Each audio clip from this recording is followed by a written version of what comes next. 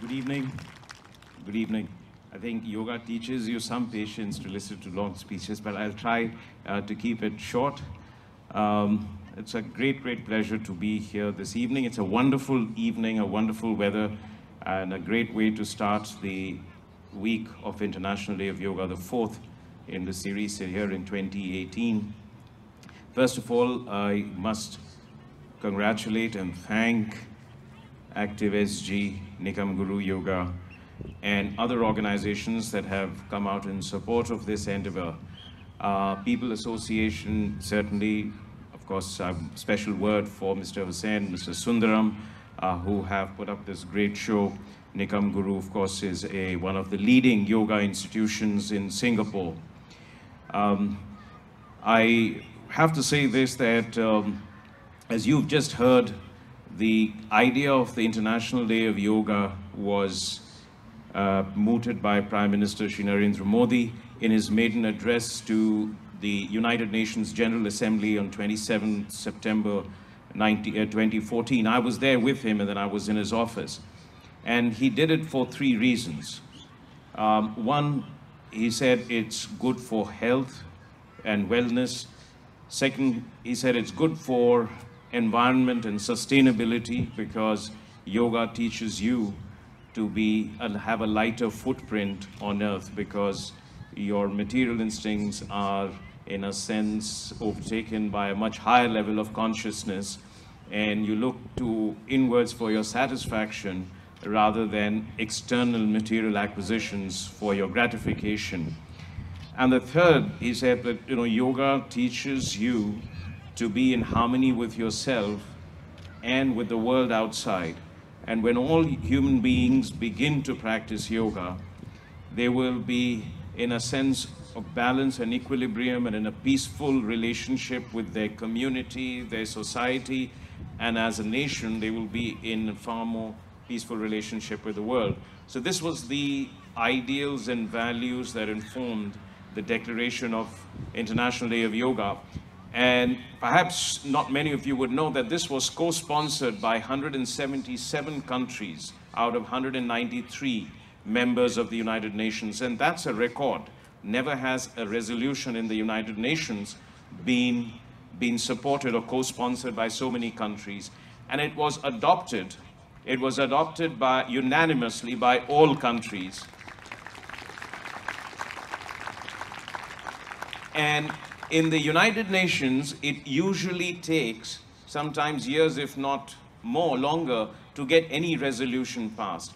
This was done in less than 100 days. This was first, the idea was proposed in September, end of September, and by December, the United Nations had adopted a resolution to declare June 21 as the International Day of Yoga, with record sponsorship in the shortest possible time and with unanimous support of all member states.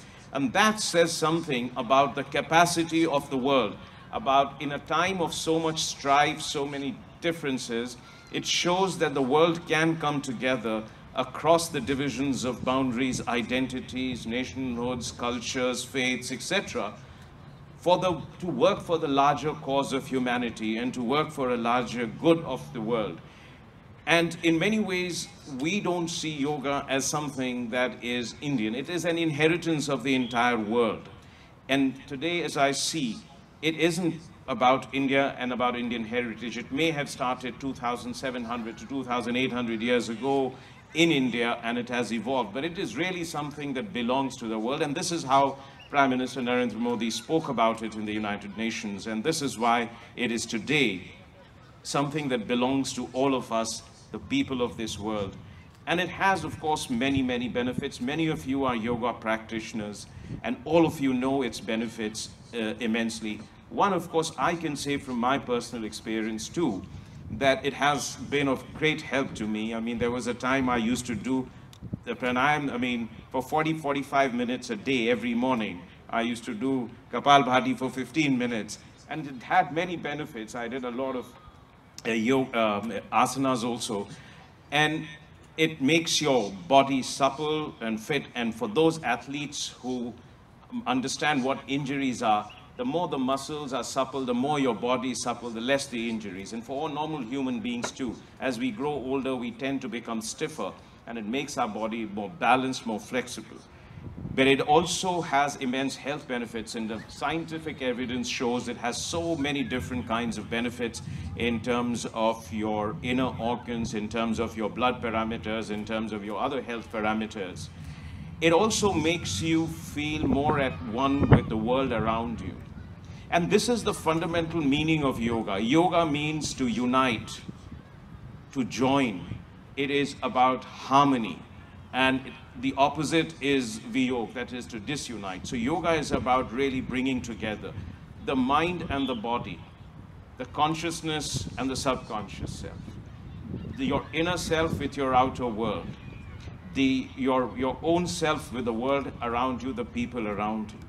And when you reach that stage, it is also about control of mind. It's about liberation of the self from so many trappings. It's about liberating the energies within us. All of us operate at suboptimal levels, at very low levels of energy.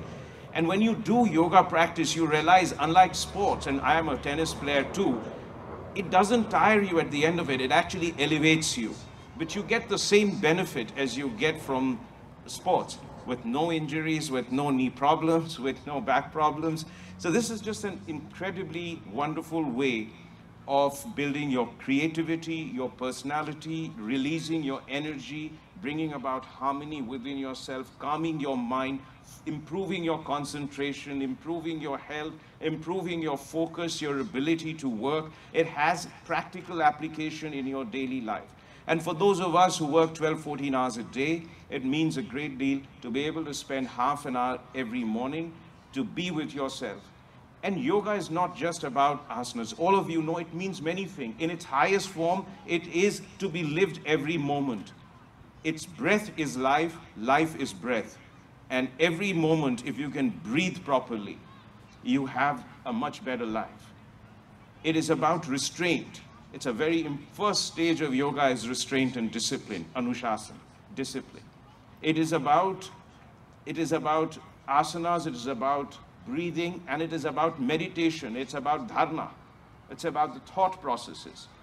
So, and ultimately, when you can combine all these in your daily life, not just the practice of the asanas and pranayam, but also when you are able to do this in every moment, the way you breathe in and the way you breathe out, the way you look at issues, the sense of non-attachment that you get, all of this has immense benefits for yourself.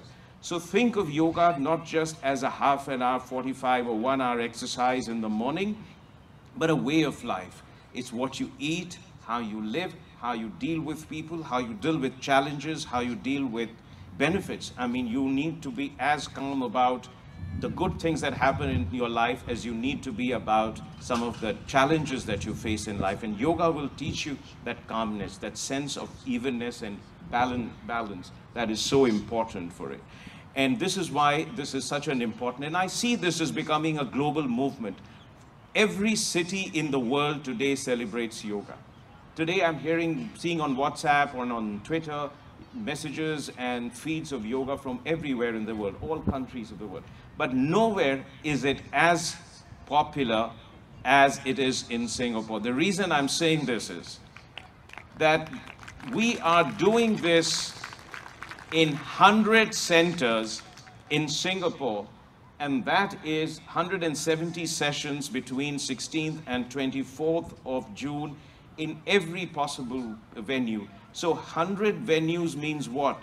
In 1 per 7 square kilometers of this city. The city is 720 square kilometers, and that must be the highest density of yoga venues in the International Day of Yoga across the world. There is no question about it.